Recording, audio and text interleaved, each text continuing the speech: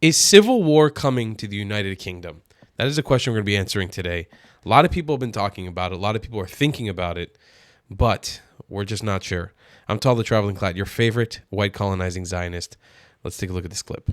More and more, the more unrest we're going to see. There's only so much I think the people can take. I would go far as to predict not just civil unrest, but civil war in the UK in the coming years. I would hate to be right on this, but I believe that I know there is no political solution. Scary stuff. Truly scary stuff. Colonel Kemp, thank you very much for sitting down. As I mentioned off air, you get consulted a lot on the supranational threats that we face, a lot on Iran, China, Hamas and Israel's war, possibly Russia, but Vice President Vance recently has been giving some unwanted but necessary warnings to Europe and the UK that we are watering the seeds of our own destruction. So what threats do you think the West faces from within, not just without? Well, I wouldn't describe Vice President Vance's warnings as unwanted. I think it's really important that we see a different perspective, perspective from outside. Sometimes a more realistic perspective can be seen by somebody who's not right involved in the situation. So I think anyone who would reject his kind of commentary, I think, is very narrow-minded and short-sighted as well.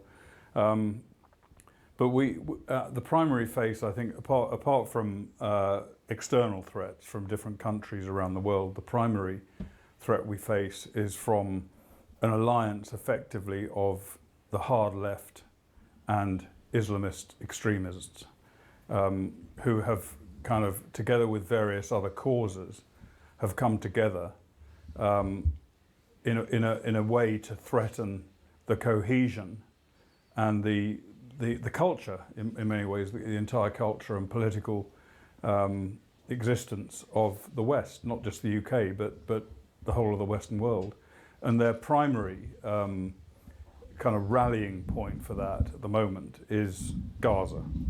And that's not because they particularly care about Gaza. I'm sure that most of them don't care anything about Gaza. Many don't know from which river to which sea, for example. No, I've spoken to many people and asked them about that very subject, and they don't have a clue. And if you talk, I've spoken to students about what they mean by when they talk about Israel committing genocide, and they don't know what genocide means. Yep. They say, "Oh, it means Israeli soldiers killing Hamas or whatever." You can't explain. They don't understand it. They don't care about it. If they cared about, let's say, about Muslims being killed, or just ordinary people dying around the world, they would focus on far more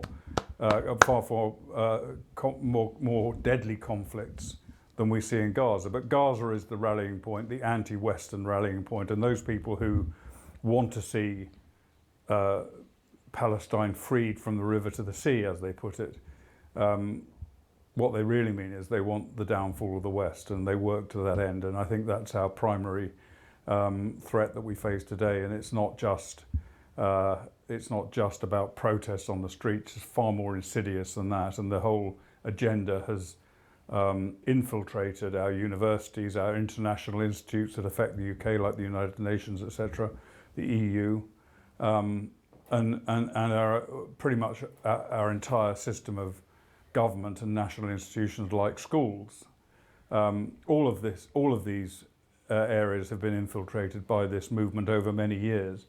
And the important thing to remember, I think, is that this is not just a spontaneous protest movement or political warfare campaign. This has been building. This is fostered by, funded to a large extent by our international enemies like Russia, China, Iran, and other countries as well. So I remember, correct me if I'm wrong, but you were head of Cobra for a little while, and I won't ask you to violate the Official Secrets Act, but I, as a layman, just sort of reporting on these things from the outside, I scratch my head when the problem seems so obvious. Palestine is the omnicause for a alliance of co-belligerents between eco-zealots, communists, and Islamists who are using them as useful idiots. And lots of those Islamist groups are ostensibly idea laundries for the Muslim Brotherhood. Back in 2015, there was a report saying that the likes of the Muslim Council of Britain, the Muslim Association of Britain had been in some part co-founded by the Muslim Brotherhood. But the Cameron government always shied away from just banning them outright, as lots of even Muslim countries have done, like Jordan and Egypt and the Emiratis.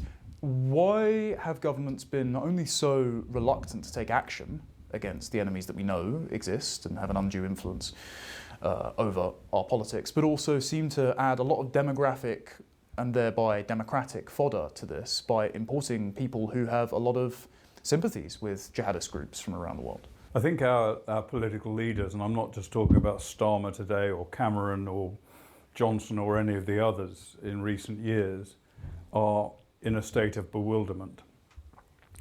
They're like rabbits in the headlight, if you know what I mean. And they're not, it's not that they don't understand the problem and the threat that we face, because they do. And when I was, as you mentioned, I was involved with Cobra. I was the head of the International Terrorism Intelligence Team for the Joint Intelligence Committee, the UK's top-level intelligence organisation.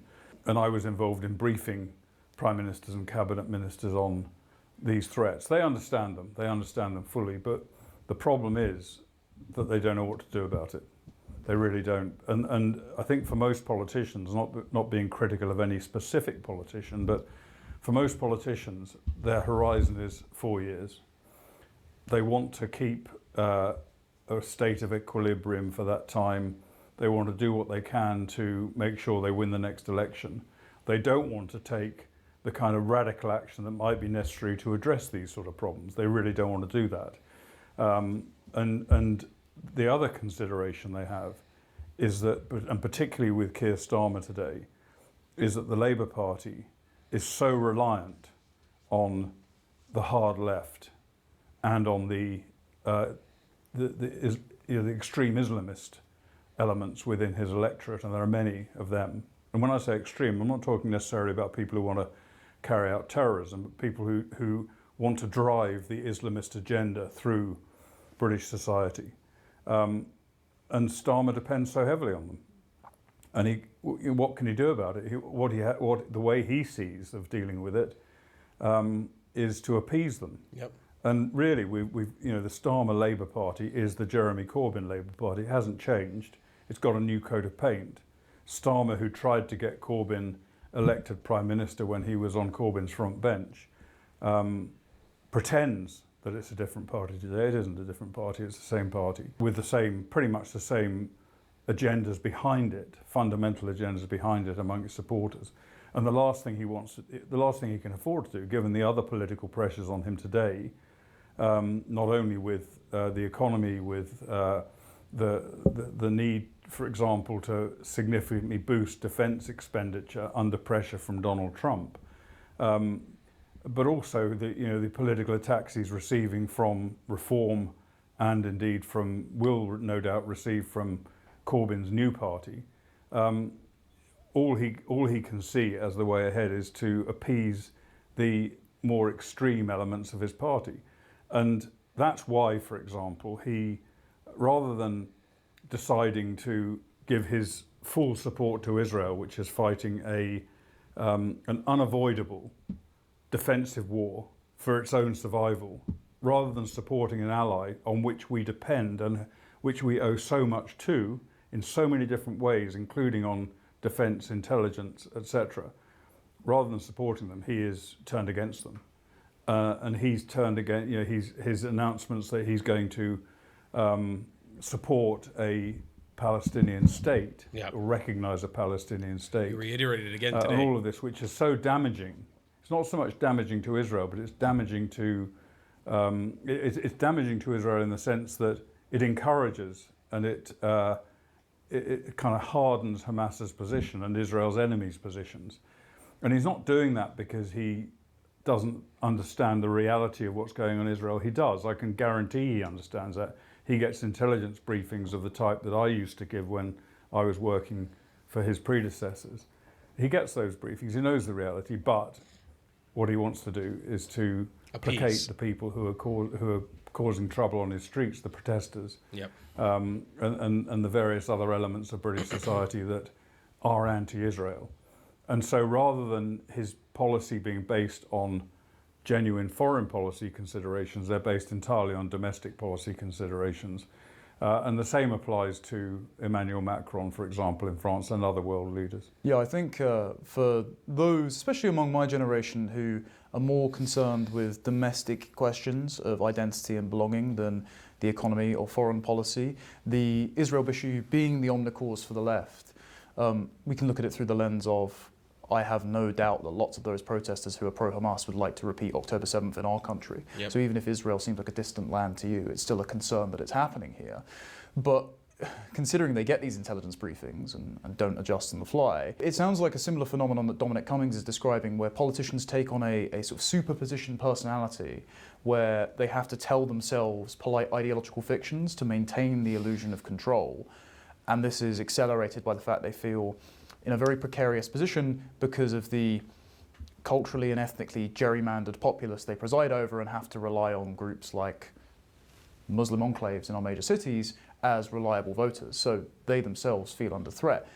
Is that the reason you think that they can't adjust to these problems? And do you think that if there's not a political off-ramp to the domestic problems we face, do you agree with Professor David Betts' warnings that if there is no democratic solution, these things could build to civil unrest between the discontented natives who feel left behind and immigrant client groups who clash with them on ethnic lines? Yeah, I've had that fear and concern for a very long time, because I know, I mean, I would hate to be right on this, but I believe that I know that there is no political solution to the situation Britain faces today. And when I say there's no solution, I don't mean there actually isn't a solution, but there's no solution that any of our politicians are going to take, because for the reasons I mentioned before, they're afraid of doing anything significant that will cause upset among the, particularly their supporters, but the whole of the community as well. They're afraid, they're really afraid of that. And so they're not going to find a solution to this problem. They're not going to find a solution to illegal mass immigration into our country. They've made little effort to do so now. And I don't anticipate they will do so in the future. And the people in the country whose lives are being so dramatically affected by it, whether it be in Epping, where you've got an illegal immigrant settlement centre, for the want of a better word, in a hotel close to a school, and where there's certainly been allegations of sexual abuse against school children in Epping, and we've seen a degree of civil discontent there. And there are many other ways in which our community is being affected, for example, by huge pressure on school places, on hospitals, on NHS doctors, on civic services of all sorts, by a flood of both legal and illegal immigration. There's only so much I think the people can take of that. And they've been very, very quiet up until now. The people in the UK have not really raised their voices against this, or in a very limited way only. But the more it develops, and it is going to develop more and more, the more unrest we're going to see.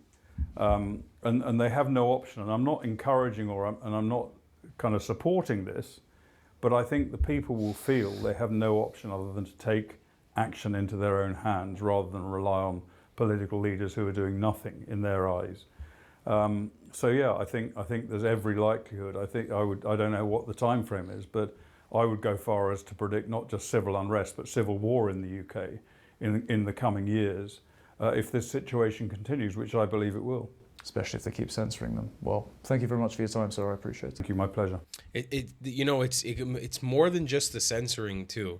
A big part of it has to be with the shaming of a desire to live with your own people, under your own dignity, under your own flag, with your own sovereignty. And when you're being colonized from the inside, it's not a good feeling. And people in the UK are waking up to it. The question is, like I've always mentioned, will people in the UK wake up? This rally that Tommy Robinson did over last weekend, the Unite the Kingdom, was truly inspiring to see what's possible from the people of the UK, from the people of England, Scotland, Wales, Northern Ireland. But the question is, can that continue? Can that fire burning inside of these people continue to the point where they actually get back their country? Like Tommy Robinson has said in so many interviews, the Islamic population in the UK is only 6%. And it is so felt by you guys. You guys feel it so much, and it's only 6%, and it's so felt. What happens when it's 12? What happens when it's 20? What happens when it's 30%? It's not a passive population. It's not like the Jewish population. It's not like the Sikh population or the Hindu population. It's felt in everyday life, in pressure, in assimilation.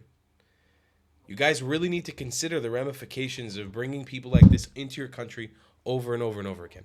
I'll see you guys in the next one. I love you long time. Goodbye, class. If you believe in my content and want to support me, just know your help is needed. There's a bunch of great ways to support me, being PayPal, Buy Me a Coffee, or joining my Patreon community down below. Patreon is the best way to support my channel, and you'll get a bunch of cool perks depending on what tier you join. Another great way to support me is by buying my merchandise on thetravelingclat.com. I regularly drop new merch designs like this beautiful hat or this amazing shirt, where you can support the channel and get something cool for yourself. I also have an amazing Discord community with people from all over the world. Thank you so much for your support.